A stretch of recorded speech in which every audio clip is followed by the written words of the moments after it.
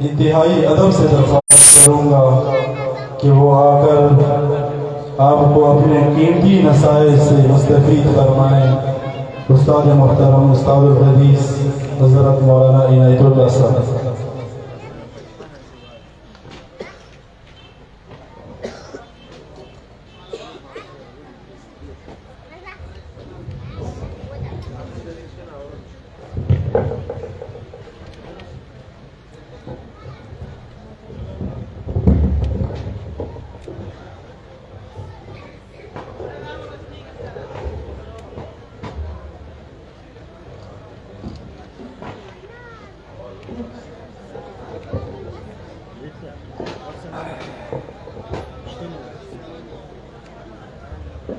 الحمد لله نحمده ونستعينه ونستغفره ونؤمن به ونتوكل عليه ونعوذ بالله من شرور انفسنا ومن سيئات اعمالنا من يهده الله فلا مضل له ومن يضلله فلا هادي له ونشهد ان لا اله الا الله وحده لا شريك له ونشهد أن سيدنا ومولانا محمدا عبده ورسوله أما بعد فأعوذ بالله من الشيطان الرجيم بسم الله الرحمن الرحيم ألف لام ميم ذلك الكتاب لا ريب فيه هدى للمتقين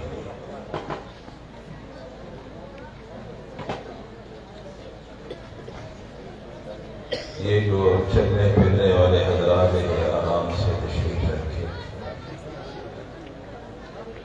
اور ضرور یہاں سے کچھ سبق لے کر جائے، اس پر عمل کرنے کے لیے، تاکہ آپ کی دنیا بھی بنے اور آخرت بھی بنے۔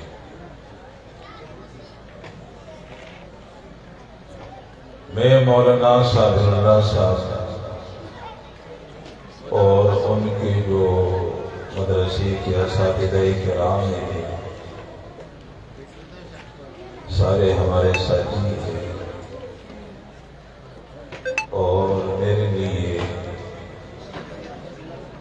اولادوں سے کم نہیں ہے، بے پناہ محبت ہے ان سب سے۔ ان کا بہت بڑا احسان ہے مجھ پر کہ ان کے محبت کی وجہ سے مجھے اس مبارک تقریب میں شرکت کا موقع ملا، اس لیے کہ یہ محافل، یہ مجالس، یہ آخرت کی کرنسی ہے، یہ آخرت کی دولت ہے۔ مشکل گھڑی میں یہی طلباء ہمارے کام آئیں گے اور یہ علماء ہمارے کام ہیں۔ سعادت ہے ہمارے لیے اس مجالس میں شریک ہونا، اور اپنا وقت جو ہم یہاں لگاتے ہیں یہ بیریا عبادت ہے، قرآن مجید کا احترام ہے، تعظیم ہے۔ میرے دوستو، میرے بھائیو،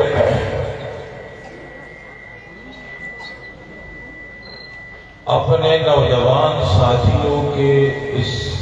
انقلابی عمل کو جنہوں نے مدارس کے جال کو اور پڑھنے پڑھانے کے سلسلے کو اتنا پھیلایا ہے کہ پورے پاکستان کے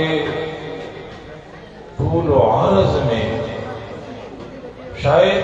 بہت کم علاقے ایسے بچے ہوں گے جہاں ہمارے ان نوجوان ساتھیوں نے اس نظام کو بڑھانے کی کوشش کی۔ ہر مدرسہ علاقے کے لیے چشمہ جاریہ ہے،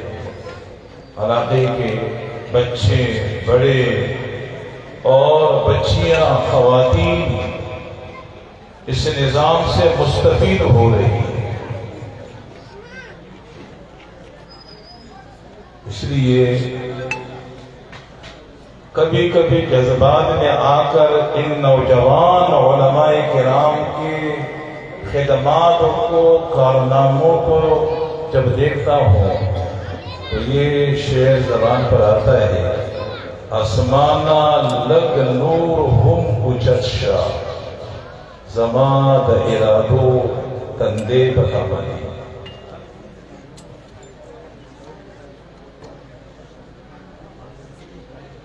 یہ جو مدارس ہے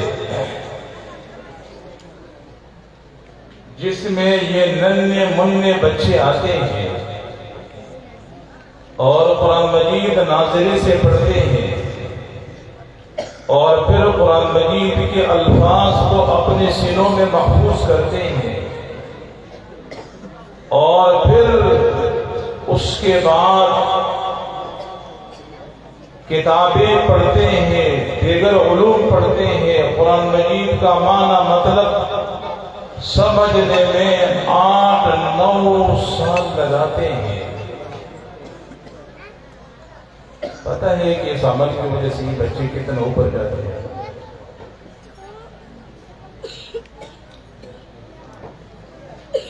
اور ان مدرسوں کی وجہ سے اللہ تبارک و تعالیٰ کی کتنی رحمتیں اللہ کی طرف متوجہ ہو، اور ایک مدرسہ کتنے لوگوں کے بخشش کا، جنتی ہونے کا، اللہ کے ولی ہونے کا، اللہ کے محبوب ہونے کا ذریعہ بنتا ہے۔ کوئی محبت کرتا ہے، کوئی اپنے بچوں کو مدرسوں میں داخل کراتا ہے، کوئی تعاون کرتا ہے، کوئی دعائیں مانگتا ہے، تو یہ سارے کے سارے یہ اللہ کے محبوب بن جاتے ہیں، اللہ کے ولی بن جاتے ہیں ایک ادارے کی وجہ سے، ایک مدرسے۔ اور یہ ننھے منھے بچے جب اپنے گھروں سے نکلتے ہیں، حدیث میں آتا ہے فرشتے ان کے پیروں کے نیچے اپنا نورانی پر جاتے ہیں۔ بعض علماء کہتے ہیں اس کا مطلب یہ ہے کہ جس طریقے سے شاہی مہمان دوسرے ملک میں جاتا ہے تو دوسرے ملک کی فوج اس کو سلامی پیش کرتی ہے، فرشتے گلی کوچوں میں کھڑے ہوتے ہیں اور ان کو سلامی پیش کرتے ہیں۔ قرآن مجید کے علم نے ان بچوں کو اتنا اٹھایا، ان بچوں کے والدین کے سروں پر جو تاج رکھا جائے گا اس میں جو موتیاں لگی ہوگی، اگر ایک موتی ان موتیوں میں سے دنیا میں لائی جائے تو چاند سورج کی روشنی اس کے روشنی کے آگے پیچھے پڑ جائے۔ قرآن یاد کیا بچے نے، لیکن اتنا بڑا اعزاز بچی کے والدین کے لیے، اس لیے کہ ماں باپ فیصلہ کرتے ہیں تب بچہ مدرسے میں جاتا ہے، اور یہ بچہ اپنے گھرانے کے ایسے 10 افراد کو اپنی شفاعت سے جنت لے جائے گا جو اپنے عمل کی وجہ سے وہ جہنم کے مستحق ہو چکے ہو۔ بھائی ہیں، بہنیں ہیں، چچے ہیں، چچیاں ہیں، پھوپھیاں ہیں، جو اس بچے کی خدمت کرتے ہیں، کپڑے دھوتے ہیں، جوتا صاف کرتے ہیں، وقت پر کھانا تیار کر کے کھلاتے ہیں، ناشتہ دیتے ہیں۔ جب وہ جہنم جائیں گے تو یہ بچہ کھڑا ہو جائے گا کہ یا اللہ میرے سینے میں جو قرآن ہے ان سب کے تعاون سے میں نے یہ قرآن مجید یاد کیا، میں ان کو جہنم نہیں جانے چاہتا۔ اور یہ اللہ کے اتنے لاڈلے ہو جاتے ہیں قرآن مجید یاد کرنے کی وجہ سے کہ اللہ ان کے بات پورا نہیں کرے گا۔ اس کے زد کی وجہ سے، اس کے سفارش کی وجہ سے اور اس کے ڈٹنے کی وجہ سے پورا کا پورا گھرانہ جنت میں چلا جائے۔ کتنی بڑی سعادت، کتنی بڑی سعادت۔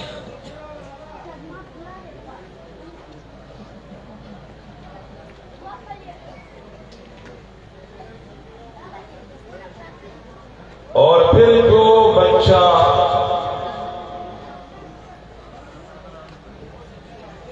قرآن مجید میں خوب مہارت حاصل کرتا ہے اس کا مقام ابی بن کعب رضی اللہ عنہ صحابی قرآن مجید میں جن صحابہ کرام نے مہارت حاصل کی تھی ان میں سے ایک تھی اور ابھی طالب علم ہے قرآن مجید کا معلم بعد میں بنیں گے لیکن طالب کا مقام دیکھیں ابھی طالب علم ہے قرآن مجید سیکھ رہا ہے قرآن مجید کے اندر مہارت حاصل کر رہا ہے بخاری کے اندر حضرت انس رضی اللہ عنہ کی روایت ہے انس فرماتے ہیں رسول اللہ صلی اللہ علیہ وسلم نے فرمایا ان اللہ امرنی ان اقرأ علیکا قال رسول اللہ صلی اللہ علیہ وسلم نے ابی بن کعب ان اللہ امرنی ان اقرأ علیکا ابی بن کعب قرآن مجید کے طالب آپ نے ساری زندگی قرآن مجید سیکھنے میں لگائی ہے اللہ کے لاڈلے بن گئے ہو اللہ حبیبی کبریا کو حکم دیتے ہیں آپ اپنا سبق اپنے شاگرد ابی بن کعب کو سنائیں ابی بن کعب کہتے ہیں اللہ سمانی حضرت اللہ نے میرا نام دیا ابی بن کعب کا نام دیا آپ نے فرمایا اللہ سماک لی ابی بن کعب اللہ نے آپ کا نام لے کے مجھے حکم دیا اپنا سبق ابی بن کعب کو سنائیں پھر ابی بن کعب کہتا ہے دوسرے روایت میں ذکرت عند رب العالمین قرآن مجید بچے کو کتنا اٹھاتا ہے ابی بن کعب کہتے ہیں حضرت کیا اللہ کے مجلس میں میرا تذکرہ ہوا آپ نے فرمایا نعم بالکل یہی بات ہے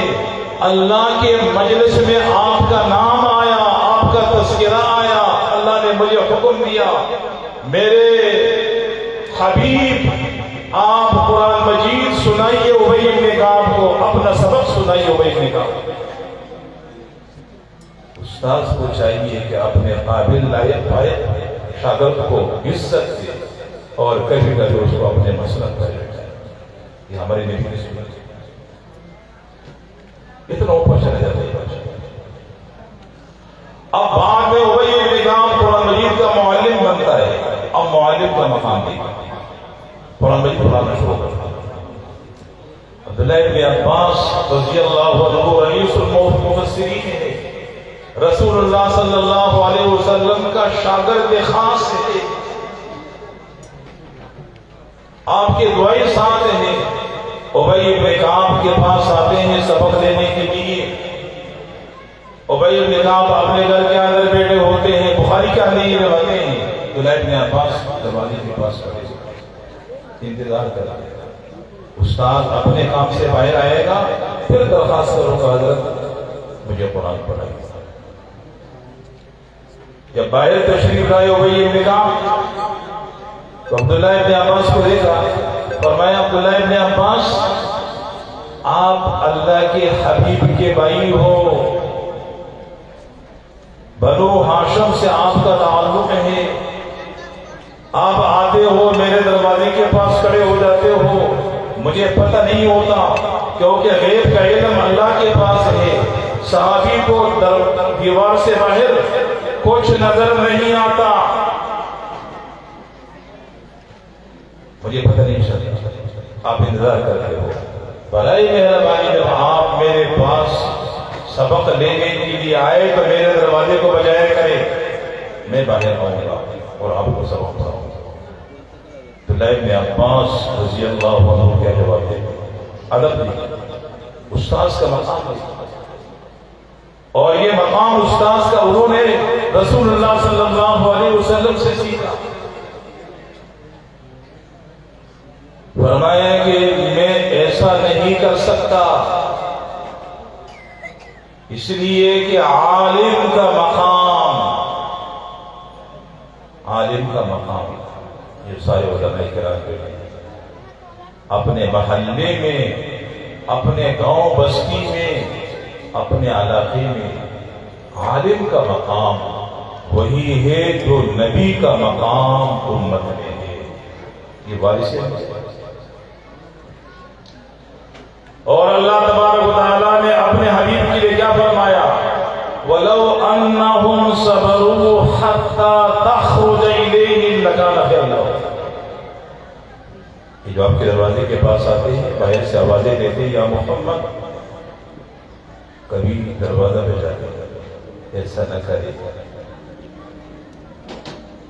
ایسا نہ کرے، کیونکہ آپ صلی اللہ علیہ وسلم معلم کائنات ہے، دروازے کے پاس کھڑے ہو جایا کرے، جب حضرت اپنے کام سے باہر تشریف لائے پھر اپنا مسئلہ حضرت کے سامنے پیش کرے، اسی میں امت کو پیش کرے۔ تو نبی کا یہ مقام اللہ نے قرآن مجید کے اندر بیان فرمایا، اور یہی مقام عالم کا اپنے علاقے میں ہے جو نبی کا مقام ہوگا۔ اتنا اونچا مقام،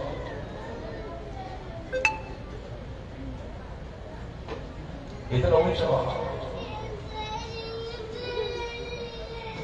ابو عبیدہ جنہوں نے لاکھوں احادیث یاد کی تھی، کہتے ہیں کہ اس روایت کے پڑھنے کے بعد میں نے کسی استاذ کے دروازے پر دستک نہیں دی جس سے میں نے سبق لیا، دروازے کے پاس انتظار کیا جب وہ باہر تشریف لائے تو اس سے علامہ علوسی جنہوں نے روح المعانی جیسی تفسیر لکھی ہے، وہ کہتے ہیں کہ اس روایت کے پڑھنے کے بعد میں نے کبھی کسی استاذ کے دروازے پر دستک نہیں دی، ہمیشہ میں نے استاذ کے دروازے کے پاس انتظار کیا، جب وہ اپنے کام سے باہر تشریف لائے تو پھر میں نے ان سے سبق لیا۔ اور ہمارا حال یہ علماء کرام جو سراپا نور ہے، جن کے سروں کے اندر قرآن مجید ہے، قرآن مجید کی روشنی یہ لے کے آپ کے پاس آئے ہیں، آپ کے علاقے کے اندر انہوں نے مدارس قائم کیے ہیں، ہم ناقدر بنے، نہ ان سے استفادہ کرتے ہیں، نہ اپنے بچوں کو مدارس میں ڈالتے ہیں، اور نہ ان سے محبت کرتے ہیں، نہ ان کے ساتھ تعاون کرتے ہیں۔ الٹا ہمارے پاس 100 اعتراضات ہوتے ہیں اور ہم روزانہ 2-3 اعتراضات پھینکتے رہتے ہیں،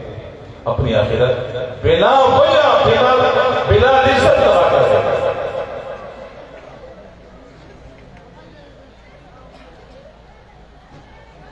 رسول اللہ صلی اللہ علیہ وسلم نے فرمایا فضل العالم علی العابد کفضل علی العابد، عالم کی فضیلت بہت بڑا پیر جو علاقے کے اندر سب سے زیادہ اللہ کی عبادت کرنے والا ہوتا ہے، بہت بڑا پیر، اس پر عالم کی فضیلت اتنی ہے جتنی فضیلت میری ہے تم میں سے ایک ادنا صحابی پر۔ اتنا اونچا مقام، اتنا اونچا مقام۔ رسول اللہ صلی اللہ علیہ وسلم نے فرمایا من صلی المکتوبہ ثم جلس يعلم الناس الخیر يدعى في ملکوتہ عظیما، جو علم حاصل کرتا ہے اور علم حاصل کرنے کے بعد تہجد کی نماز نہیں پڑھتا، نوافل نہیں پڑھتا، کیا کرتا ہے؟ مدرسے میں بیٹھ کر قرآن پڑھاتا ہے، حدیث پڑھاتا ہے، علم پڑھاتا ہے، لوگوں میں خیر کی سپلائی کرتا ہے۔ اس کا مقام ہمارے نبی نے فرمایا، اس کا مقام کیا ہے؟ یدعا فی ملکوتہ عظیما، آسمانوں میں اللہ تبارک و تعالی اس کو عظیم کا لقب دیتے ہیں، عظیم کا لقب دیتے ہیں کہ روئے زمین پر میرا سب سے بڑا بندہ، میرا سب سے بڑا بندہ، میرا سب سے بڑا محبوب، میرا سب سے بڑا ولی، یہ علی، یہ مقام اور ہم کس نظر سے؟ میں نے کہا بغیر کسی عزت کی علماء کے ساتھ دشمنی اگر ہم نہیں کرتے ہیں، لیکن جو اکرام اور احترام عالم کا کرنا چاہیے، اور عالم جو خیر کی سپلائی کرتا ہے، اس خیر کی سپلائی میں ہمیں ان کا ہاتھ بٹھانا چاہیے، لیکن ہم نہیں کرتے۔ وہ مدارس کھینچ کر ہمارے دروازوں کے اوپر پاس لے کر آئے ہیں، ہم اپنے بچوں سے نہیں آتے۔ وہ بیچارہ سے کیا مانگتا ہے؟ مدارس کیا مانگتا ہے؟ اولاد کا چند مانگتے ہیں، مال کا چند مانگتے ہیں، اور اخلاق مانگتے ہیں کہ آپ اپنی اولاد کو مدارس بھیجیں تاکہ وہاں جو علماء کرام بیٹھے ہیں جن کے پاس قرآن اور سنت کا نور ہے، وہ آپ کے بچوں کے ہاتھ میں، اور آپ کا بچہ وہ اندھیروں سے نکلے اور روشنی میں سفر کرے۔ آپ کا فریضہ ہے۔ اور ظاہر ہے مدارس کا خرچہ یقینی ہوتا ہے، آمدن غیر یقینی۔ جیسے بولنا ہے، آپ کا عالم پر احسان نہیں ہے، آپ چند جمع کراتے ہیں، ان علماء کا آپ پر احسان ہے، ان علماء کا آپ پر احسان ہے۔ کیوں؟ اس لیے اللہ کا حکم ہے، شریعت کا حکم ہے، جو مال اللہ نے آپ کو دیا ہے، ماں کے پیٹ سے ماں کے مال آپ لے کر نہیں آئے، یہ اللہ کا دیا ہوا مال، اور آپ پابند ہے کہ آپ نے اس مال کو اللہ کے حکم کے مطابق خرچ کرنا ہے۔ لیکن آپ نے کہاں خرچ کرنا چاہیے، کہاں خرچ نہیں کرنا چاہیے؟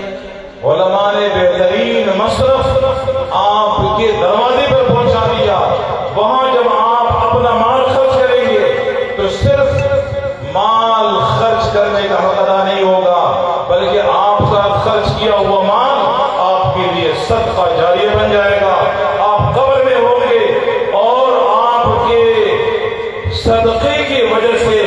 آپ کے تعاون کی وجہ سے، جس بچے نے ایک الف سیکھا ہے، با تا سا سیکھا ہے،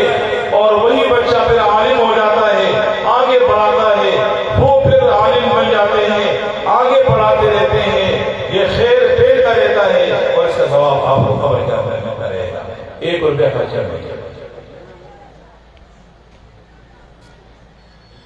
ثم لتسألن يومئذ عن النعيم، اللہ کے نعمتوں کے بارے میں آپ سے سوال ہوگا، اور سب سے مشکل سوال، سب سے بڑا سوال، سب سے پہلا سوال اللہ کی عظیم نعمت کے بارے میں ہوگا،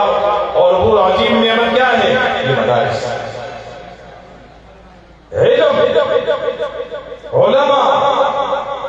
تعلیم، تعلم کا جو سلسلہ ہے، یہ اللہ کا عظیم نعمت ہے۔ یہ نظام اللہ نے آپ کے دروازے پر پہنچایا، آپ کے دروازے پر پہنچایا۔ بتا تو نے اس نظام کی کتنی قدر کی، کیا شکریہ آپ نے ادا کیا۔ آپ کے محلے کے اندر نور بڑھ رہا تھا، روشنی بڑھ رہی تھی، آپ لے کر آئے تھے اس روشنی کو اپنے گھر میں، وہ روشنی آپ نے اپنے بچوں کے ہاتھوں میں دبائی تھی۔ اگر آپ نے ایسا نہیں کیا تو یاد رکھیں، لیس الیتیم الذی قد مات والدہ بل الیتیم یتیم العلم والادب، وہ بچہ یتیم نہیں ہے، وہ بچہ یتیم نہیں ہے۔ مولانا نظام محمد نور اللہ مرقدہ کا بچہ یتیم نہیں ہے، جو اب ہمارے پاس آئے تھے ملنے کے لیے، یہ یتیم نہیں ہے۔ اصل یتیم وہ بچے ہیں جن کے ماں باپ زندہ ہیں، لیکن وہ اپنے بچوں کی تربیت نہیں کرتے ہیں، انہوں نے اپنے بچوں کو اندھیروں میں رکھا ہے، قرآن اور سنت کی روشنی اپنے بچوں کے ہاتھوں میں نہیں دباتے۔ اصل یتیم بچے ہیں،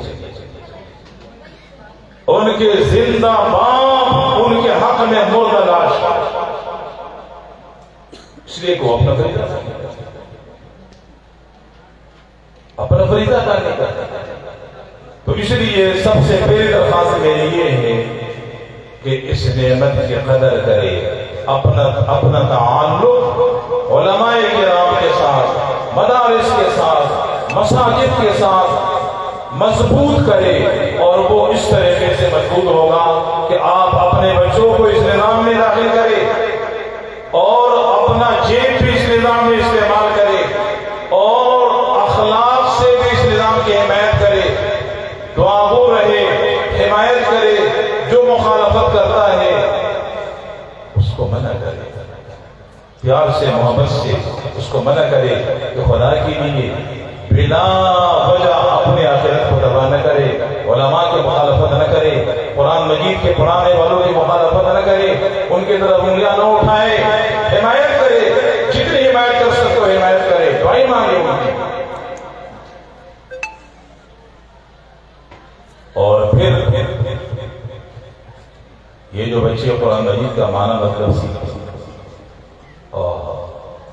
امام مالک فرماتے ہیں لَن يُصْلِحَ آخِرَ هَذِهِ الْأُمَّةِ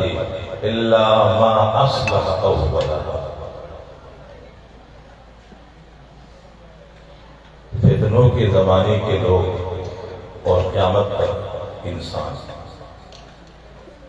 ان کا اصلاح وہی کتاب کرے گی جس کتاب نے صحابہ کرام کی اصلاح کی. کیسے اصلاح کی؟ پیغمبر کے دعوت شروع کرنے سے پہلے، قرآن مجید کے نازل ہونے سے پہلے حالپور کی عقائد اتنے گر گئے تھے، 360 بت لا کے کعبے میں رکھے. 4 پتھر اٹھاتے تھے، 3 سے استنجا کرتے تھے، چھوٹے کی پوجا کرتے تھے. اس کو خدا بتا اتنے گر گئے. اعمال کے اعتبار سے کتنے گر گئے تھے. شادی کا طریقہ جیسے امام بخاری نے بیان کیا ہے روایت اور درشق روایت رضی اللہ عنہ، ایک طریقہ یہی تھا جو ہمارے یہاں ہے. لڑکی والوں کو دعوت دی جاتی تھی، اس کی ولی کو، اور پھر مہر ادا کیا جاتا تھا، نکاح کیا جاتا تھا. یہ سب سے عزت کا طریقہ نکاح. لیکن اس کے علاوہ ایک اور طریقہ جس کو امام بخاری نے بیان کیا ہے، حضرت عائشہ رضی اللہ عنہ کے روایت سے، آدمی شادی کرتا، بیوی کا نہیں کرتا، ماہواری سے جب صاف پاک ہو جاتی تھی تو کیا کہتی تھی؟ ارسلی الی فلان ابن فلان فاستبذعی منہ. آپ فلان آدمی کے پاس پیغام بھیجیں یا اس کو اپنے گھر بلائے، اس سے لطفہ دے. یعنی حسین آدمی کو، جمیل آدمی کو، لمبے لڑنگے آدمی کو اور سردار کو، سخی کو، بہادر کو تلاش کرتے تھے اور بیوی سے کہتے ہیں جاؤ ان کے پاس وقت خدا ہے، ان سے لطفہ لے. اور جب حمل ٹھہرتا تھا، جب تک حمل نہیں ٹھہرتا تھا، شوہر اپنی بیوی سے نہیں ملتا تھا. جب اس آدمی سے حمل ٹھہر جاتا تھا، اس کے بعد پھر شوہر بیوی سے ملتا. اور ایسا وہ کیوں کرتے تھے؟ رغبتاً فی نجابت الولد، تاکہ ہمارا بچہ حسین ہو، ہمارا بچہ سخی ہو، ہمارا بچہ بہادر ہو. حالانکہ عورت زینہ ہوتا اتنی گر گئے. کوئی آخرت آدمی کام کر سکتا ہے. ایک اور طریقہ حضرت عائشہ رضی اللہ عنہا بیان کرتے اس طریقے جس کو امام بخاری نے ذکر کیا. لڑکی جوان ہو گئی، 10 آدمی سے کم لڑکے باری باری سے ان کے پاس گئے.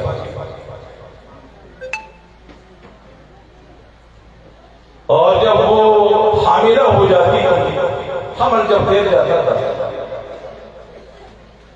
تو پھر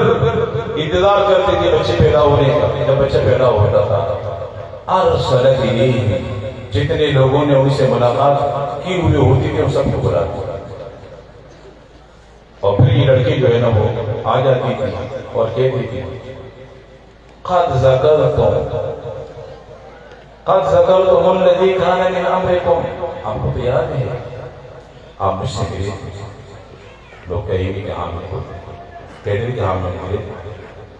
پھر لڑکی کہتی تھی کہ میرا بچہ بھی پیدا ہو گیا، اور وہ 6 7 8 9 جتنے ہوتے تھے وہ سامنے بیٹھے ہوتے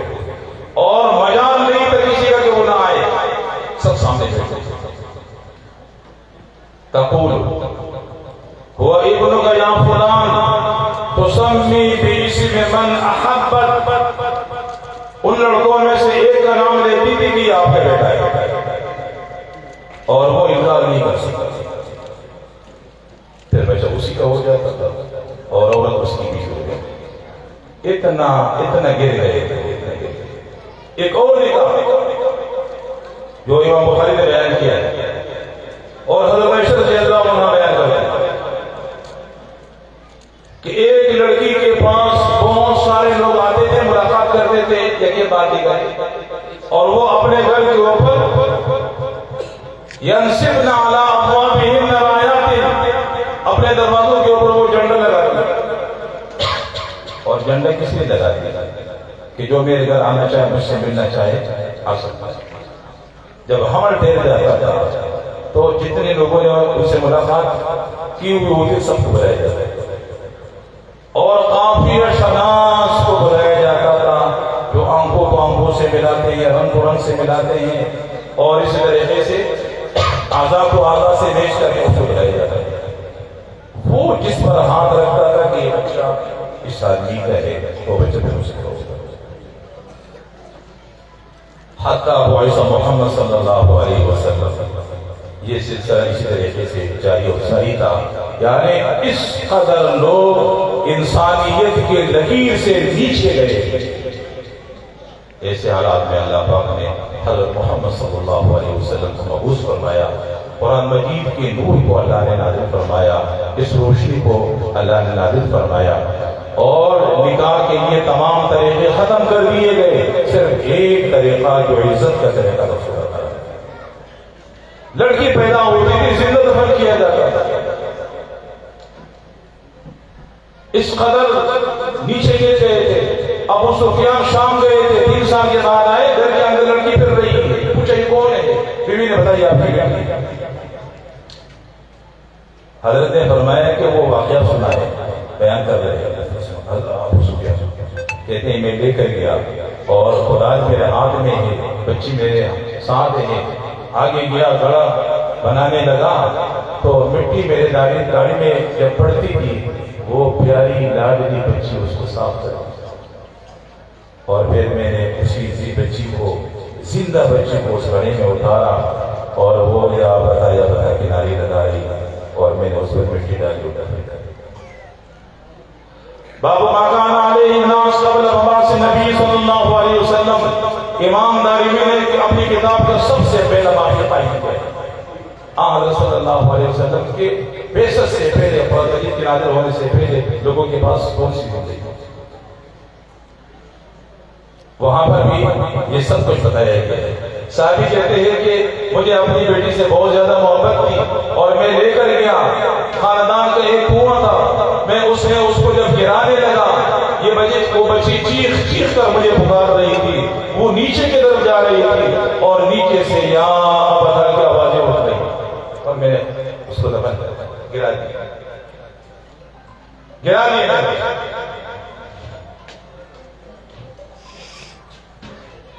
میں نے اس کو گرا دیا۔ یہ زندگی تھی عربوں کے پاس قرآن مجید کے نازل ہونے سے پہلے۔ اسی قرآن میں جو انسانیت کے لکیر سے نیچے گئے تھے، اسی قرآن نے ان کو اٹھایا اور دنیا کا امام بنا دیا، دنیا کا امام بنا دیا، دنیا کا امام بنا دیا۔ حضرت حمزہ رضی اللہ عنہ کی صاحبزادی ہے، حضرت عمرۃ القضاء پر تشریف لے گئے تھے، واپس آ رہے تھے، پیچھے سے نہیں، اور آپ نے ان کو وصیت کیا، علی کہتا ہے میرے تربیت میں رہے گی، جعفر کہتا ہے میری تربیت میں رہے گی، اور زید بن حارثہ کہتا ہے میری تربیت میں رہے گی، رضی اللہ عنہ۔ آپ کی آنکھوں سے خوشی سے آنسو جاری ہو گئے کہ ایک زمانہ وہ تھا کہ لوگ اپنے بچیوں کو پالنے کے لیے تیار نہیں تھے، اور اب ایک زمانہ یہ آیا کہ لوگ پرائی بچیوں کو پالنے کے لیے تیار ہیں۔ فرزدق کا قصیدہ ہے، وہ اس بات پر فخر کرتا ہے کہ میں اس آدمی کا پوتا ہوں جب عرب اپنے بچیوں کو زندہ دفن کرتے تھے، میرا دادا عربوں کے بچیوں کو اونٹ دے کے خریدتا تھا اور ان کو پالتا تھا، اور جب وہ مشرف اسلام ہوا تو ہمارے گھر کے اندر 140 بچیاں تھیں۔ اسی پر وہ فخر کرتا۔ تو میرے دوست، میرے بھائیوں، قرآن مجید نور ہے، نور، یہ روشنی ہے۔ جب ہم قرآن مجید کا معنی اور مطلب سیکھیں گے اور پھر جب قرآن مجید کی تلاوت کریں گے 100% ہمیں محسوس ہوگا کہ میرا رب اس وقت میرے ساتھ ہم کلام ہے، باتیں کر رہا ہے۔ مولانا ادریس کاندھلوی نے ایک واقعہ لکھا ہے، ایران کا شہزادہ تھا اور اس نے ایک مصر بنایا تھا، ترے ابلغ کا سی کمدید موجود، وہ چیت کو بڑا موتی کس نے دیکھی، سفید ہوشیا کرتے ہوئے اگلے مصر کو نہیں ملا سکا، ہندوستان کے بادشاہ کے پاس بھیج دیا، انہوں نے اپنے صاحبزادی کے حوالے کر دے زیب النساء، فوراً اس نے اپنے مصر میں کھلا دیا، مگر عشقی بطانی سرمحانو، محبوبہ کے آنکھوں کا وہ آنسو جو سر میں لگانے کے بعد چیت کو بڑا موتی، کیونکہ آنسو سفید ہوتا ہے اور سرمے کی سیاست بھی ہوتی ہے۔ ایران کے شہزادے کو جب یہ شعر ملا، بےتاب ہو گیا ملنے کے لیے، خط بھیجا کہ میں شاعر سے ملنا چاہتا ہوں۔ باپ نے بیٹی کو ڈانٹنا شروع کر دیا کہ میں نے آپ سے کہا تھا کہ شعر شاعری نہ کرے، اب کیا جواب دے گا؟ انہوں نے کہا 2 شعر لکھ دیتے ہیں، نہیں آئے۔ بولا تو بول بغضرت گردر چمن بینت مورا، بدھ پرستی کئی پنت گردر ہمن بینت مورا، در سخن مخفی منم چوبے کوئی گل در برگ گل، ہر کی دیدن میں دارت سخن دیدن مورا۔ کہا کہ میں ایسی خوبصورت ہوں، اگر باغیچے میں بیٹھ جاؤں تو جو بلبل پرندے پھولوں کے پاس جمع ہو گئے انہیں چھوڑ کر میرے پاس آ جائیں۔ اگر میں کسی بتخانہ میں بیٹھ جاؤں، بتوں کے سامنے سجدے لگانے والے ان کو چھوڑ کر میرے سامنے سجدے لگانا شروع کر دیں گے، لیکن اس کے ساتھ میں اپنے کلام میں ایسا پوشیدہ ہوں جیسے گلاب کی خوشبو گلاب کی پکڑیوں میں پوشیدہ ہوں۔ گلاب کی خوشبو کو دیکھ نہیں سکتا، سن سکتا ہے، تو میرے کلام کو آپ پڑھ سکتے ہو، ملاقات نہیں ہو سکتی۔ مولانا ادریس رحمۃ اللہ علیہ فرماتے ہیں اس واقعے کو نقل کرنے کے بعد، اگر ایران کے شہزادے کو زیب النساء کے اشعار میں زیب النساء مل سکتی ہے، اے مسلمان، پھر کیسے آپ کو اللہ کے کلام میں اللہ نہیں ملے گا؟ ضرور آپ کو اللہ ملے گا، بشرطے کہ جب آپ قرآن مجید کو اللہ کا کلام سمجھیں گے اور پھر اس کا معنی مطلب سمجھنے کی کوشش کریں گے علماء کرام سے، تو ایک ایک آیت آپ کی رہنمائی کرے گا، اور جب آپ قرآن مجید کی تلاوت کریں گے تو قرآن مجید آپ کے ساتھ گفتگو کرے گا، یعنی آپ کو مقصود کیا کہ اللہ میرے ساتھ گفتگو کرے۔ اس لیے حفظ اور ناظری کے بعد اپنے بچوں کو عالم بنائیں، اور علم حاصل کرنے کے لیے کوئی قید نہیں ہے۔ اس وقت جتنے نوجوان بزرگ یہاں بیٹھے ہیں، ہر آدمی علم حاصل کر سکتا ہے۔ ہمارے مدرسے کے اندر یہ علماء کرام یہاں بیٹھے ہیں، بڑی عمر کے لوگ بھی آتے ہیں،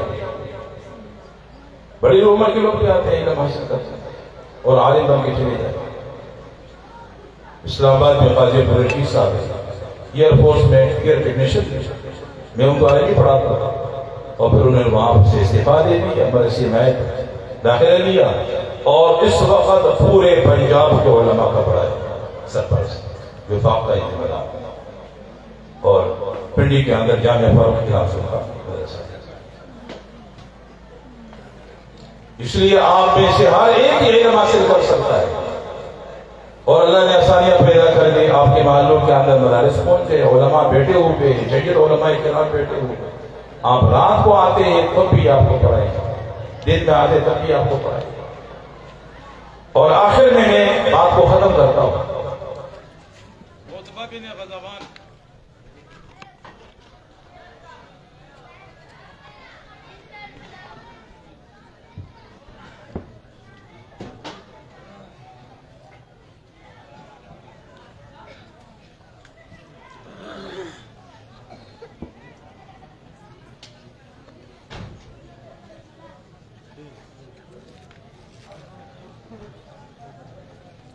چلے ما خیال خلاص.